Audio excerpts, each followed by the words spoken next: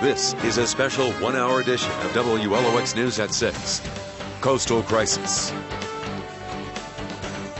Hi, my name is Carolyn McGee. This is a question for BP. Why is it taking so long to fix the oil spill?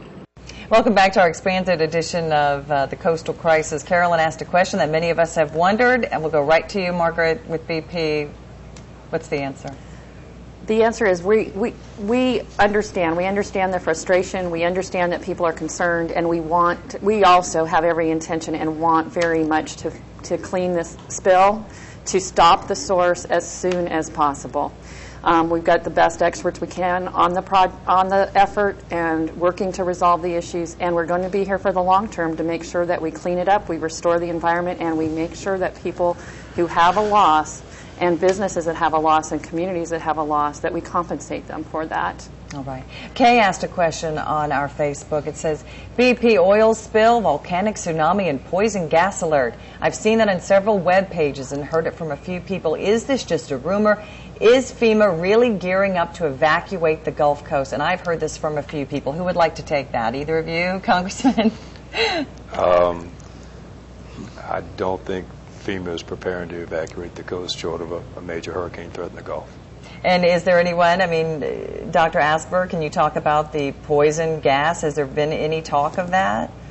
That's the first I've heard of it. I mean, these rumors abound. I heard one that they're going to take us all to FEMA camps and kill us. So, I mean, there's no end to the rumors that you can start, and once it's started, it just kind of goes viral, as they say, and it gets around.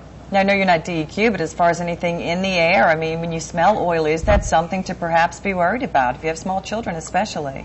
Out at the spill site, it is. There are some very nasty volatiles that come out with the oil, benzene and things like that. So if you're out there at the spill site, it's of concern. But that's about 100 miles away from our beaches. By the time that oil gets into our beaches, most of that stuff has evaporated. Now, there may be some traces of it left in these tar balls and things, so you want to be careful about them. But I would not be too concerned about breathing the air. As long as you're not touching them. That's right. Well, Rennick posted this question for us. Mississippi had more time to prepare for the arrival of oil than our neighboring states. It was almost 2 months between the rig explosion and the oil landing on our beaches. I would like to know why the oil wasn't stopped in the passes of the barrier islands.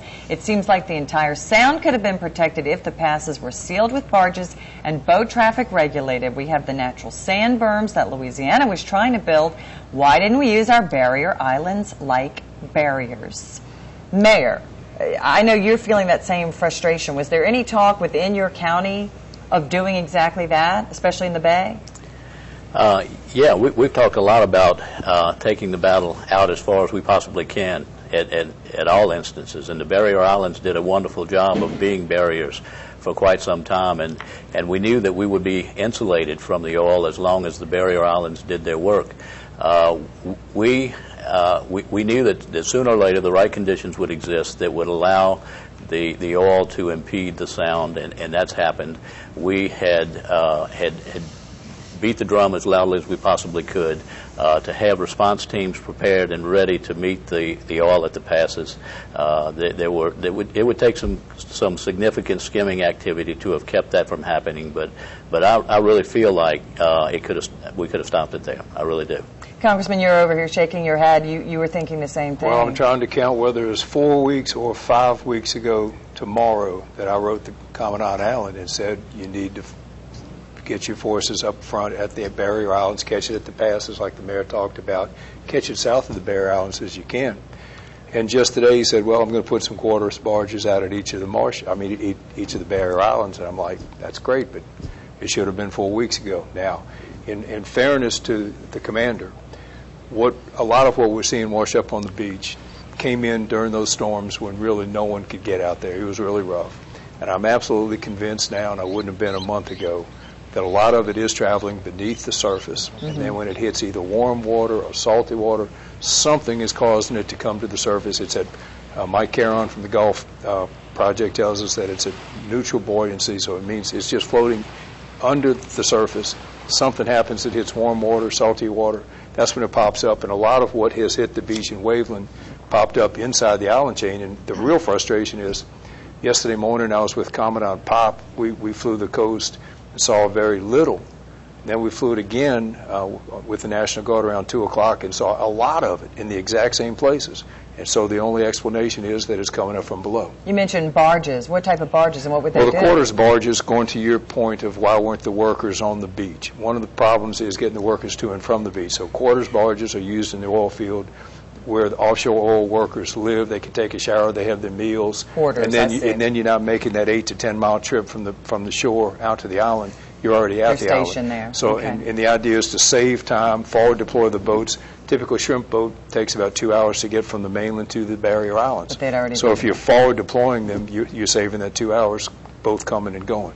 Okay. We have lots of questions. Let's get to Charlotte's question. This one was on Facebook.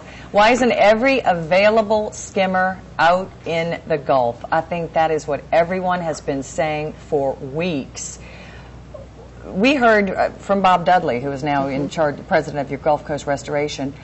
He said skimmers really don't work as well as people think they do. That's tough to hear. There are a number of different kinds of skimmers, and some skimmers are more effective than others, and also in different conditions. The good news is that we're working very closely. We've gotten input from the Congressman, from the communities and others, and we agree there's not enough skimmers out on the water, but it's about having the right skimmers, and the right skimmers that are skilled with the right equipment and the right people to operate them. And the good news is that there's been a lot of effort in recent weeks, and even in recent days, continuing to get better as the communications with the skimmers and the folks that are looking at from the air in planes and helicopters, the Coast Guard, the Mississippi National Guard, and BP and others are working very closely to try to make sure that we can get to the oil and have the right equipment there to do the correct skimming. And you're right, not all and it's accurate. Not all skimmers are as effective as they need to be, but we're working hard to get the right resources in the right place to clean up that oil. And there aren't that many, Commander, right? I mean, there are different types, but in the entire world, they have never had a crisis like this. This is the biggest ever. This is unprecedented. You know, when we write contingency plans, most of it's known for a known source, whether it's a barrel, it's a tank, or it's a ship. You know what you're dealing with. You know there's a finite amount of oil and inside of that vessel, whatever that vessel may be. This is a natural source. It just keeps coming. However, with the skimmer issue, every available skimmer that is available is here. You know, we're working to employ them. The skimmers that we do have a limitation in sea state. You know, they would have been underway the other day. However, you know, when you have a 2 to 3 foot or 3 foot seat, right, you'll get more water than anything else. So you may even hazard the crew who may not be able to come back to fight again the next day. What did you think of the vessels, the skimmers that Haley Barbour ordered from 2 local shipyards? Are they the right kind? They are definitely the right kind, again, with limitations sea state. The state of Mississippi has been extremely forward-leaning with regards to being proactive in terms of their area contingency plan requirements for boom. And at this level, they've done like a third layer above what their basic requirements are. They've leaned forward with regards to acquiring skimmers. We have 9 of them. Crews were out training yesterday with some of the vessels of opportunity to make sure they can sync up their crew training, you know, gain that familiarity, so that when the seas subside, and they do get underway, as they did today, that they'll be as effective as they can with the resources that are available. And we're hearing starting Friday there will be about 9 days of clear weather, and that should be a very good window for a lot of good work to be done. Absolutely. The past 2 days have been extremely good training days. Great. So now it's time to put it into action. All right, now it's time to take a quick break. We will be right back with more questions from you, South Mississippi, on the coastal crisis.